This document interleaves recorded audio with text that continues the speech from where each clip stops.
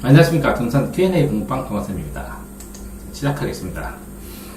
유비 논증은 유비추리라고 하는데요. 유비추리는 A와 B의 관계처럼 같이 듯이 C와 D의 관계, 이게 유비추리라고 하는 거고, 짧게 유추라고 합니다.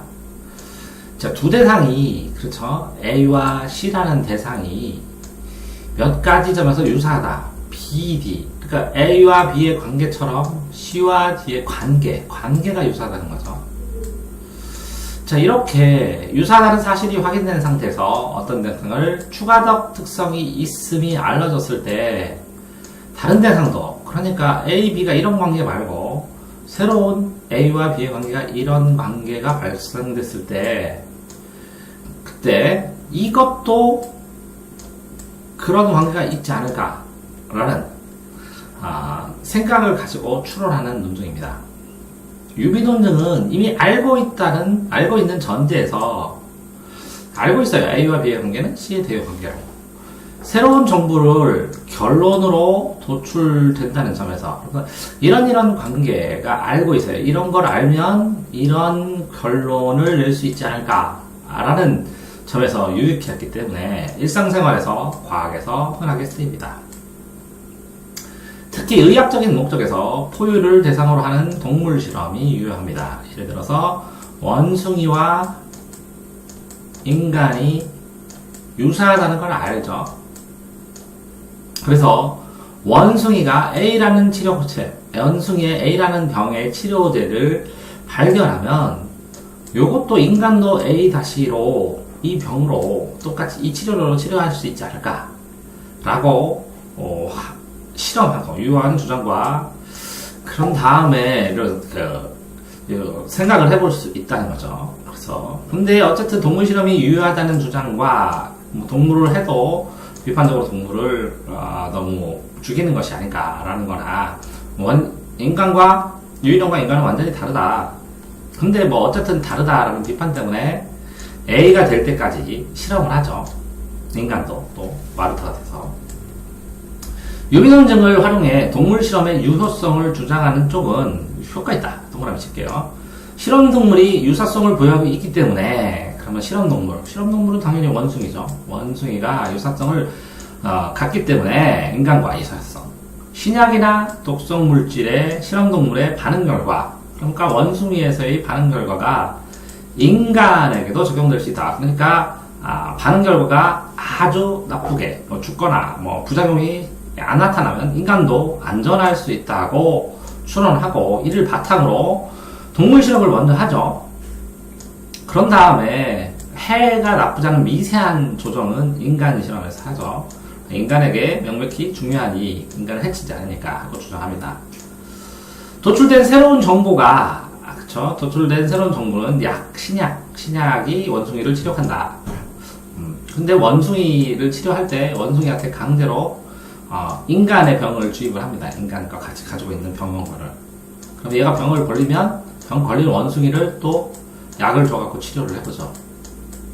그런데 이 C라는 게 치료가 됐다. 그러면 이게 결론이에요. 도출된 정보가 참일 가능성은 유비 논증의 개연성. 대개는 인간과 맞는다. 대개는. 원숭이가 맞으면 인간과 맞는다. 이게 대개의 개연성이에요. 개연성을 높이기 위해서는 비교 대상간의 유사성이 커야죠. 근데 유사성을 단순히 비슷하다는 점에서 유사성이 아니고 새로운 점과 관련된 유사성이야 돼서 단순히 비슷하게도 인간이 비슷하는데 원숭이하고 인간의 예를 들어 신경망이 같으면 신경에 맞을 수도 있겠죠. 근데 원숭이와 인간의 피부는 좀 많이 다르죠. 원숭이 피부가 치료된다고 인간의 피부가 치료될 가능성은 좀 다를 수도 있죠. 털나고 그러니까 단순히 비슷한 점을 떠나서 새로운 정보와 관련된 예를 들어서 신경만이나 이렇게 유사성이 있어야 됩니다. 예를 들어서 동물 실험의 유효성을 주장한 쪽은 실험 동물로 많이 쓰는 포유류와 인간이 유사성, 가령 비슷한 방식의 피가 순환하고 허파로 호흡하고 한다는 유사성을 실험 결과와 관련 있는 유사성으로 보기 때문에 개연성이 높다고 주장하겠죠. 반면에 인간과 꼬리가 있는 실험 동물은 꼬리 유무의 유사성은 없어요. 근데 이게 이 순환계, 피의 순환계와는 상관이 없죠. 그러니까 무시해도 된다고 보겠죠. 이런 거는.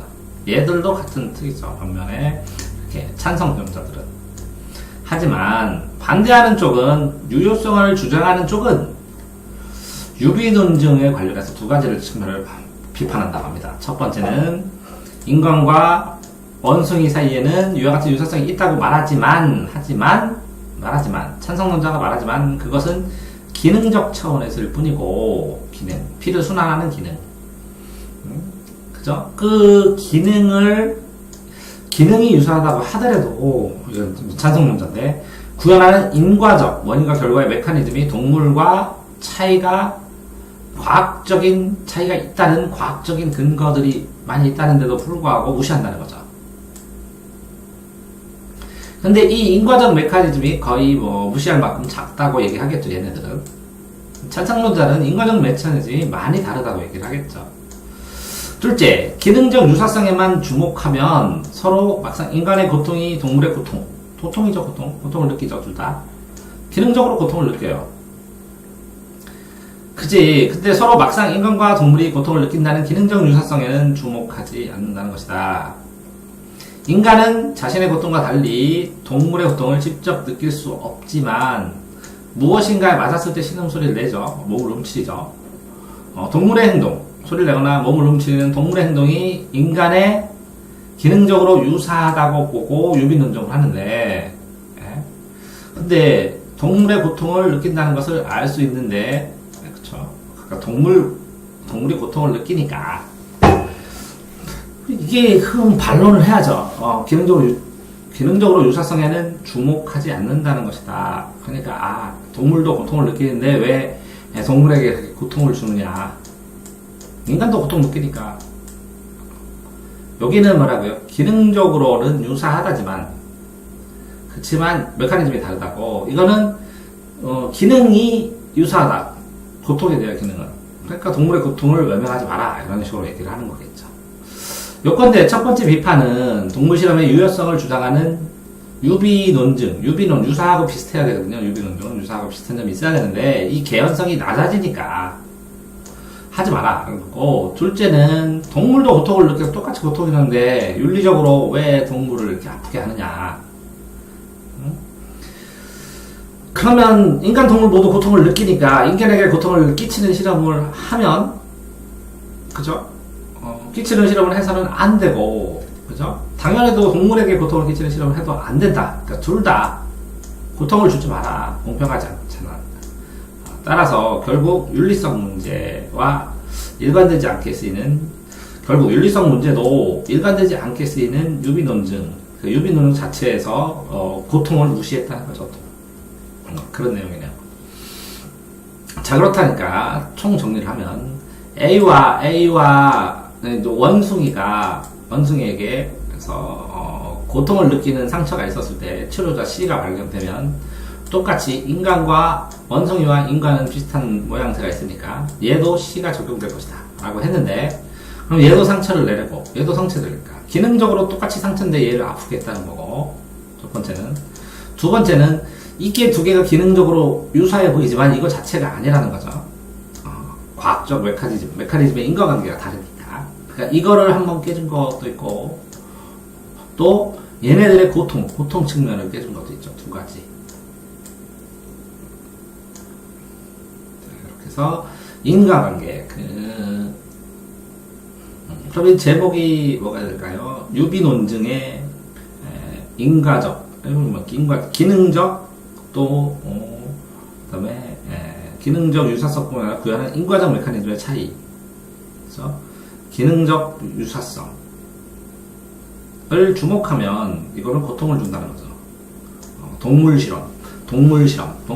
실험 반대의 두 가지 이유겠네요. 그러면 하나는 고통, 또 하나는 기능적은 비슷할지도 모르겠는데 기능적으로 고통. 그 다음에 기능적의 구현하는 인과 메커니즘이 다르다.